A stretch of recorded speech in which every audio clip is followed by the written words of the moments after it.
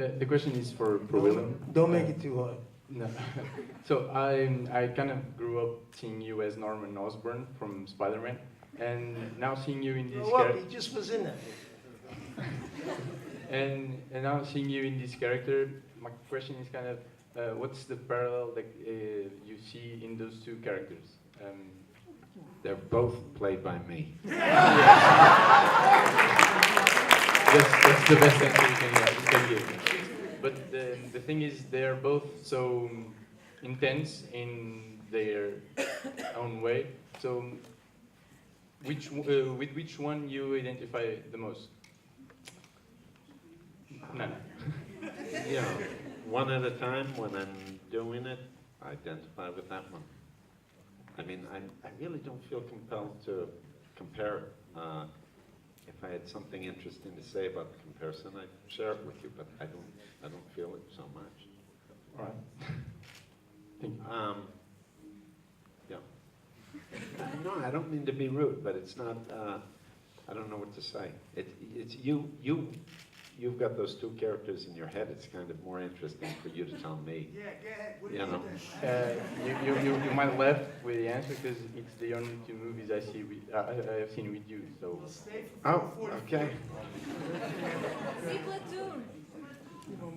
Okay. Where do you see 444? Gives the same fucking performance he gave in the other two.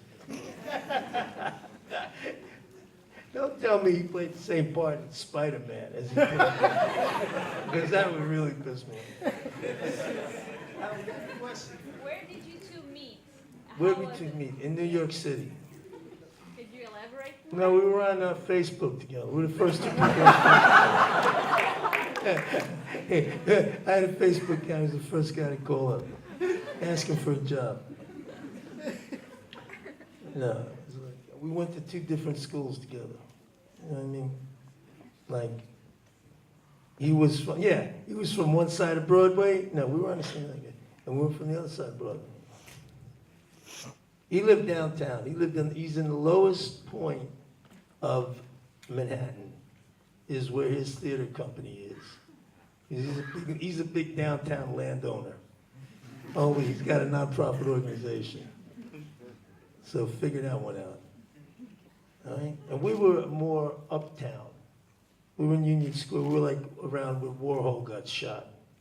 Right? So we were like more to the film with the Warhol. He was like in the, there's Broadway. Broadway started on 23rd Street, right? And then half of it went uptown and the other half went downtown. And that's where he was. Filmmaking was a side. He did the films to pay the rent for the theater. Right? Or something like that.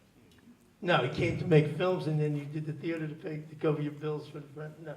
Where did you start in New York? When you came in as a theater actor, you came in to do, you were going to do everything.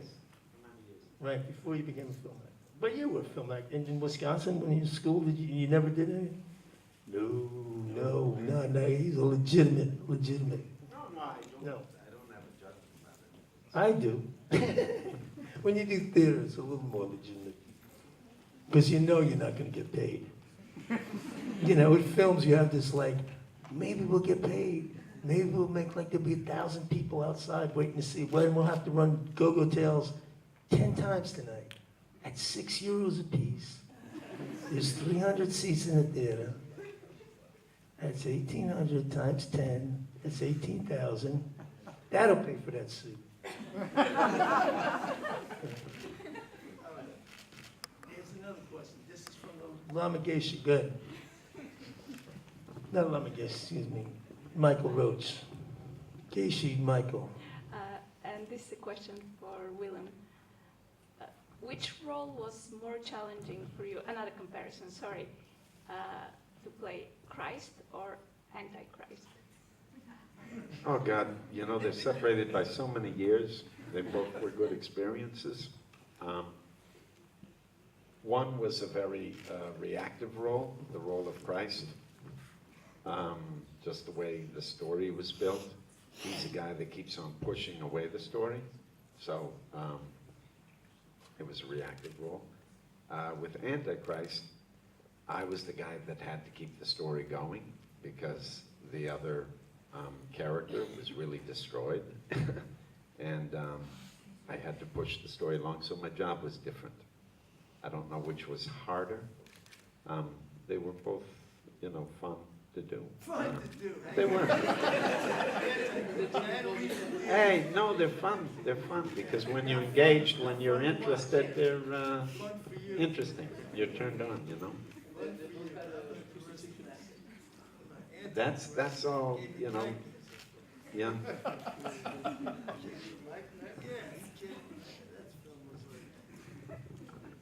And did you have the impression that you were playing him in 444? No, not in Antichrist. In 444 in Go-Go Tales. No, more like in The Last Temptation of Christ. He was thinking of me. The whole time he was changing. Now, Ray Ruby's a dreamer. Abel's a dreamer. What can I say? Right. He was Doesn't scheming- come from nowhere. Scheming and dreaming, pitching and bitching. I have a question. No, I don't need it. A question for Willem, please. Any plans to direct something in the future? Don't give him any ideas. It doesn't occur to me right now. There's little enough jobs for me and Monty. Not right now. And his wife. It's I a, it's, can expand a little bit because I think you're one of the kind of actors that really it shows to the audience a vision that exceeds the vision that the director gives. Exceeds the vision and Yes, direction. that the director. And His performance Like- exceeded the vision. I think you are a free will actor, a very free will actor, and with a Did vision he write probably. this question for you? I had a tough day, dude, please. That's a good, I gotta work with the guy again. Wait a minute. His vision as an actor exceeds my vision as the director. You got directors here, man, what are you talking about? Probably he can direct you sometime. I don't know. You can direct me.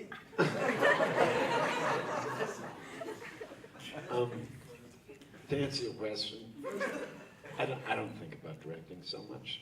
I mean, I'm still interested in performing. I'm still finding things that interest But me. now that you mentioned it, you might be thinking about it. You gotta keep No, it doesn't occur to me. There's sort of different jobs. I mean, crudely, one person watches and the other person does. I mean, crudely in the actual shooting. And I also like the irresponsibility of being an actor. Irresponsible in the respect that I heard Abel talking today. He was giving an interview and he said, the director's job is to make sense out of the movie. Well, I don't really respond to that. No, I don't. I like being the thing. I like being in the mix. I like the sensation of fielding different impulses and trying to accomplish things and playing with the story, being in it, not being overseeing it and trying to guide it. So I think they're different jobs. You know, one gets paid a lot better. Yeah, what do you think? You look at his shoes.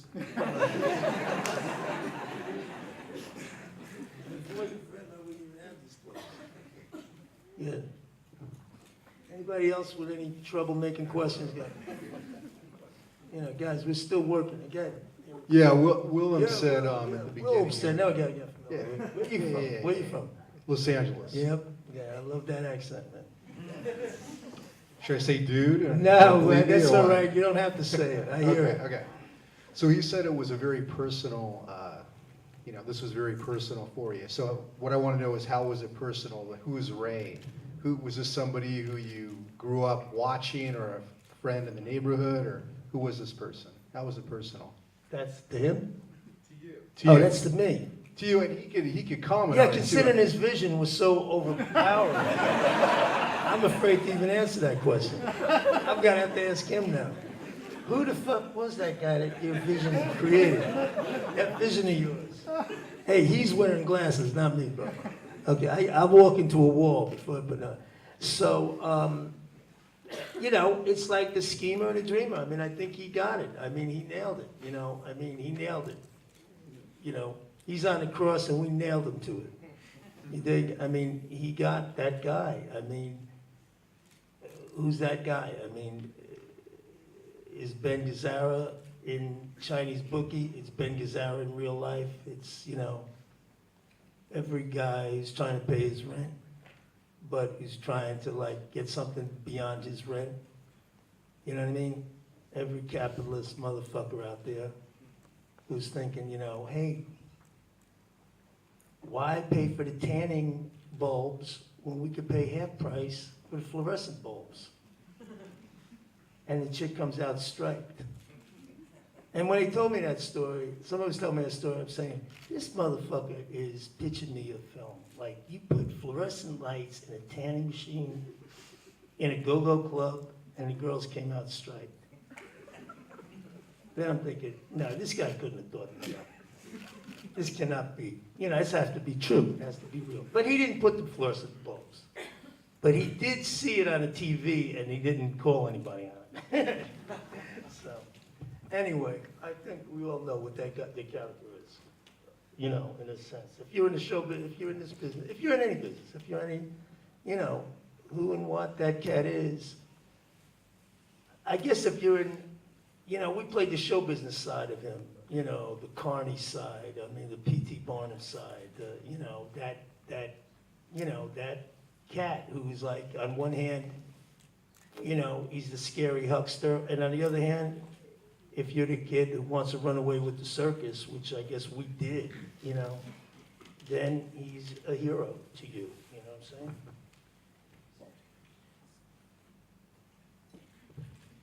Good, anybody want to add to that? Go.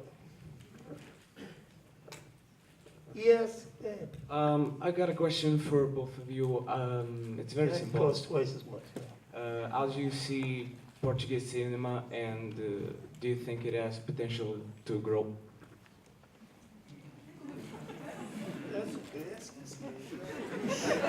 No, I was asking for foreigner opinions.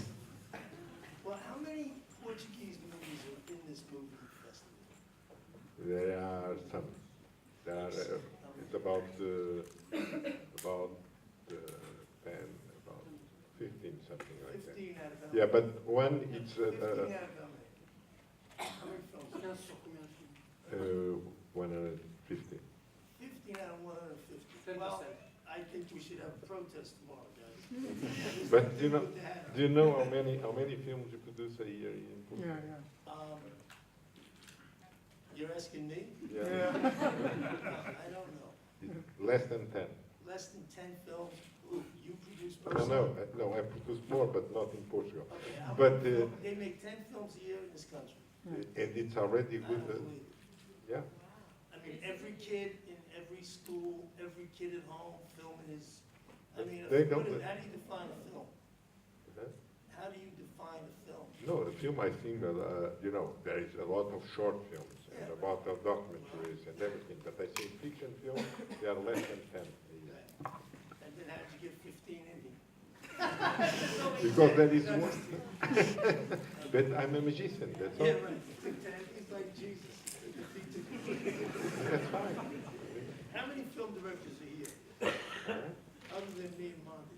No, I mean, how many guys make films? How many people are in the film business here? In the film business, there are some Portuguese. There's some Portuguese directing, but the support, it's too low. It's too. Is to what? There's not many support in, No, but in that is culture. something. That is something. Who are you expecting to support you as a But- filmmaker? That's one of the problems here. We can, you know, that's one an example. The films can, you know, if you want, you really want to do something, sometimes you have to always to do it. Yeah. No, Can you anyway. tell us I agree. You know, who are you, when you talk about support, who are you talking about? I'm talking about government, of The course. state, are you crazy? You look at the state, okay? The only thing you gotta ask for the state is not put your ass in jail. I mean, Monty, in the country we came from, can you imagine the state financing our film? We're getting financed by the state. The state, which state? Which state? Maryland? Which state is gonna, you know, you got the state of mind is gonna finance your film. Really? I mean, no, we live in Italy. I live in Italy. Willem is an Italian. He has an Italian passport. Now, how did a white guy get it? And he speaks Italian. But the same thing there. The kids are all, they're telling me, well, you know, the government is.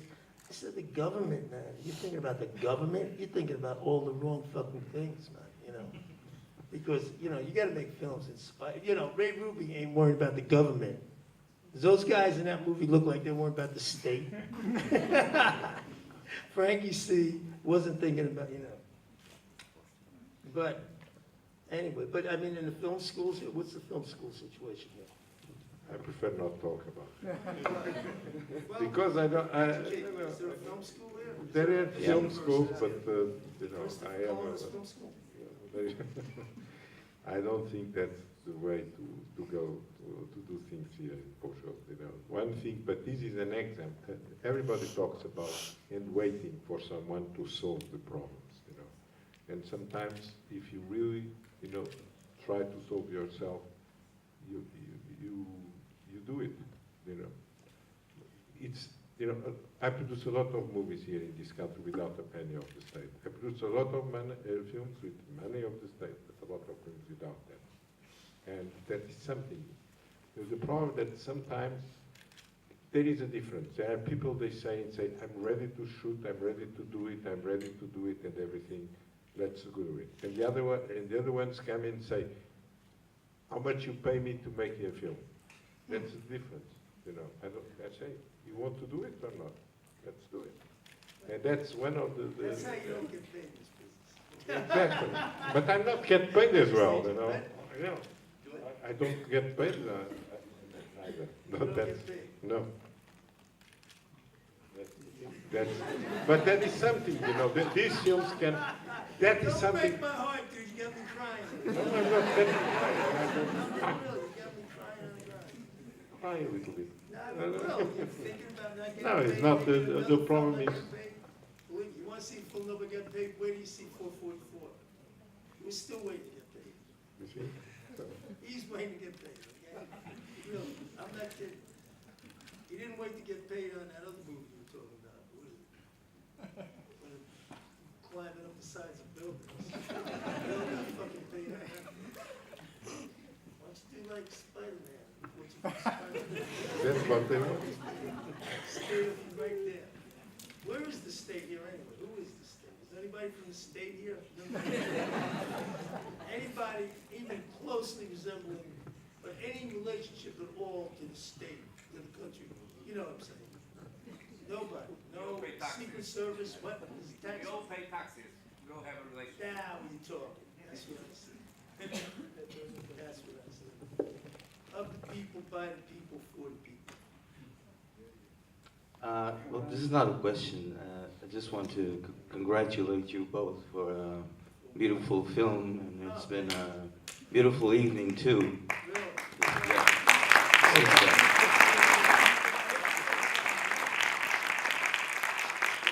And I hope that you keep on with this energy. I was not expecting this really. Real, what'd you expect? No, it's good when you're surprised. It's not the first time I see a film from you, and with Willem too. So I was expecting something good, but it was really excellent. Excellent. If you like that one, you'll definitely like the next one. Okay. Hope so. I'm trying to negotiate $2 ticket if you saw it. This guy's a tough dude. Congratulations. Thank you very much. I appreciate it. No, I really appreciate it. Really. I need it right now. So I'm a little tough. You guys like a kid who don't want to pay me for my next film. You guys say, hey, you really want to make a film? Do it for nothing. Let's see how bad you want to do it. So then That's what. and when the landlord comes, I said, hey, my producers say do it for nothing. You want to get I have a question about. There's another question. I have a question about the. I mean, you assembled a really great cast, and I was just wondering. Yeah, because we got 2 actors for the price of one, because we had to deal with the casting. So it was the They overproducing. were all English Shakespearean actors. That's the only problem playing in a New York go-go. Yeah, I heard a lot of the good reviews that Burt Young in his Shakespeare roles are great. But, Yeah, Burt Young. but Burt Young lasted 2 days. but the question was that hard as an editing problem? Was that a nightmare having so many great actors? And the second question is, where did you get the idea for a straight hairdresser with a poodle who looks like Andy Warhol? He's Shannon's hairdresser.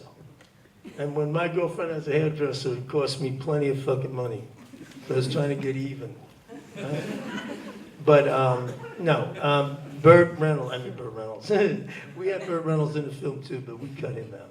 We had Burt Young. He showed up. He was very, he was at the top of his game because I think Rocky like 7 came out, and he was telling me and Willem how important he was. They say Rocky 7, audience nothing. Right? So we were sitting there, and this guy came really to bust our balls, right? He was gonna straighten me and him out. So we started off the conversation, and he's like, I don't know about playing the role. Because what happened was, we kind of shuffled the deck, right? The actors came, the 2-for-1 actors came, the girl we thought was Lou Diane, the girl that we thought was one actress, but she was the other actress, she came. The girlfriends came, the financiers' girlfriends came. The girlfriends who weren't girlfriends, they came, right? And now we're thinking, okay, who's gonna play fucking what now? All right? And then a real actor showed up, real. Bob Hoskins came. And I'm thinking, I think, this is like the day before, I said, I think I'm gonna ask, I don't know Bob Hoskins, I've been wanting to direct this guy forever. I think I'm gonna ask him to play the guy downstairs, right? What's his name? The Baron. He says, Willem says to me, make sure I'm there when you ask him. All right, you thought that guy was gonna go right home. Right? You say, don't ask him till I'm there. I said, no, I'll ask him when you get here. But I think we should switch his role, like 5 minutes before we're gonna start shooting, which is a nice thing to do to an actor. Like, if we told them, oh, you're gonna play Ozzy Argento's role, well, I had a brilliant idea 5 minutes ago.